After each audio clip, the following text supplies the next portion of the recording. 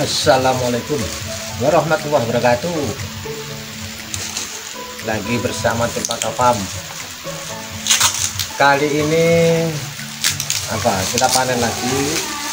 Untuk pembahasan kali ini kita bahas tentang marketing atau penjualan, karena banyak sahabat-sahabat yang tanya bagaimana cara jualnya, Ya, sambil kita packing ya. Yang pertama, bagi sahabat-sahabat yang baru akan mulai ya, bukan yang sudah punya kebun besar-besar, nanti kita dikira penghulu. Bagi yang akan mulai berhidroponik, hal pertama yang perlu diperhatikan adalah mulai dulu hidroponiknya. Nggak usah mikir bagaimana cara jualnya. Pertama, niatnya ditata dulu. Berhidroponik itu untuk apa? Kalau dari awal sudah berniat untuk bisnis, lebih baik jangan teruskan dulu. Karena di hidroponik itu jangan dilihat begitu panen, lihat postingan banyak yang jual dan sebagainya, tapi di hidroponik itu juga banyak kendalanya. Jadi banyak teman saya itu yang langsung suka berhidroponik, langsung bisnis, diniati bisnis. Akhirnya apa? Begitu ketemu kendala, ladanya nggak laku, tanamannya nggak laku, stres, akhirnya dibongkar. Terus apa? Instalasinya dijual murah. Nah, rugi kan? Nah, jadi niatnya ditata dulu. Jadikan berhidroponik itu hobi. Jangan terlalu banyak dulu. Satu instalasi mungkin 200 lubang atau berapalah, enggak usah terlalu banyak dulu. Sambil mempelajari lika-liku berhidroponik di kebun kita, karena setiap daerah itu tidak sama kendalanya. Tuh yang pertama. Terus sekarang masuk kepada pemasaran. Apa hubungannya dengan niat tadi? Pemasaran itu yang pertama, itu kalau kita niatnya sudah hobi, kalau nggak laku kita nggak sedih. Kita makan sendiri, kita hobi untuk kebutuhan kita sendiri. Tuh yang hubungannya dengan niat. Terus cara jualnya itu ada berapa ya? Ada 3, 4 lah, ada 4 kategori, 4 ya. Nanti 4 tapi gini, 4. Yang pertama kita jual ke konsumen langsung, atau istilahnya teman-teman itu user. Nah, user itu pengguna langsung atau yang konsumsi langsung. Tuh. Yang kedua itu kita memakai reseller. Jadi reseller orang yang bantu jualkan produk kita. Yang ketiga itu sub reseller. Nah, jadi ada reseller, ada sub reseller. Terus atau istilahnya sub reseller itu pengepul. Nah, itu pengepul. Yang keempat itu adalah sedekah kepada sanak saudara dan tetangga. Tuh. Oke, sekarang kita bahas satu persatu.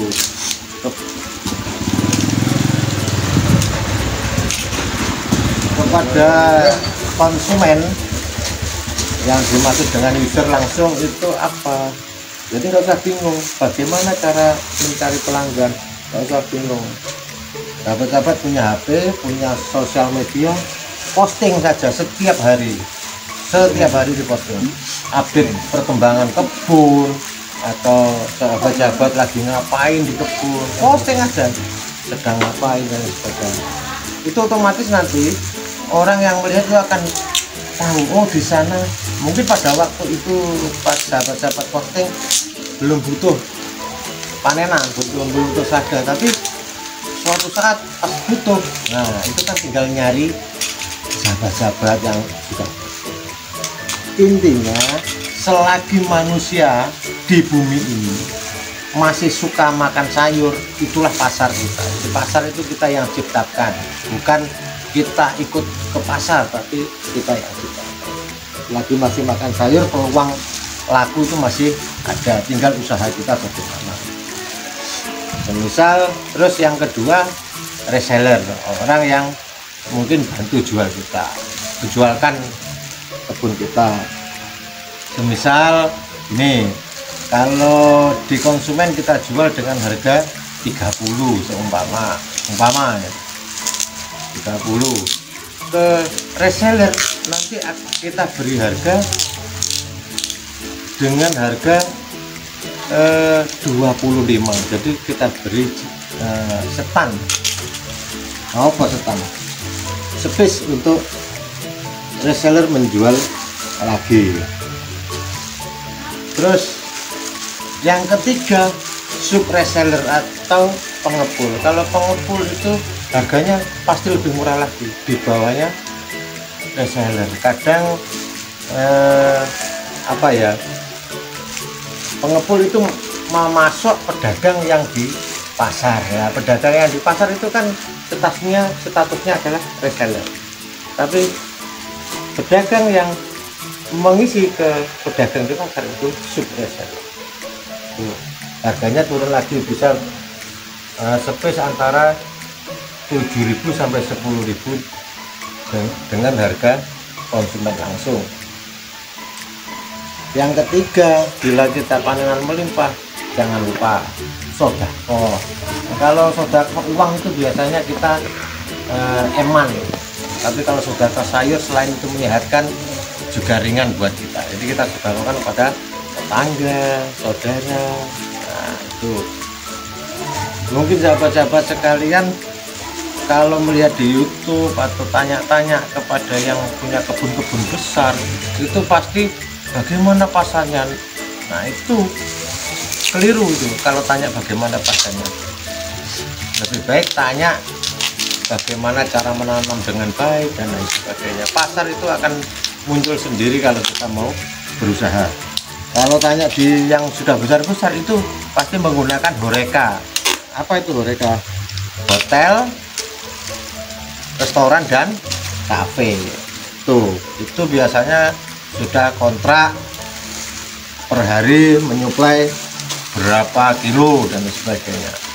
Nah, kita ini kebun kita di Cempaka Farm tidak menyuplai ke horeca. Ini dulu kita 200 lubang tanam itu enggak habis. Nah sekarang sekitar 2000-an lubang tanam itu kurang. Karena apa? Kebutuhan kita adalah 20 kg per hari, jadi tidak bisa mencukupi kebutuhan pasar. Itu ya intinya, niatkan dulu, tata dulu niatnya. Yang kedua, ada barang dulu baru pikirkan bagaimana menjualnya. Belum ada barang kok bingung jual, ya barangnya siapa yang mau dijual? Lebih baik kalau mau bingung jual, nggak usah berhidroponik, tapi jadilah pengepul, tengkulak atau apa itu. Nggak usah nanam kalau nggak mau ribet. Nggak resiko, betul, nggak resiko. Cara Jawa bakul ini menang terus Jawa nih.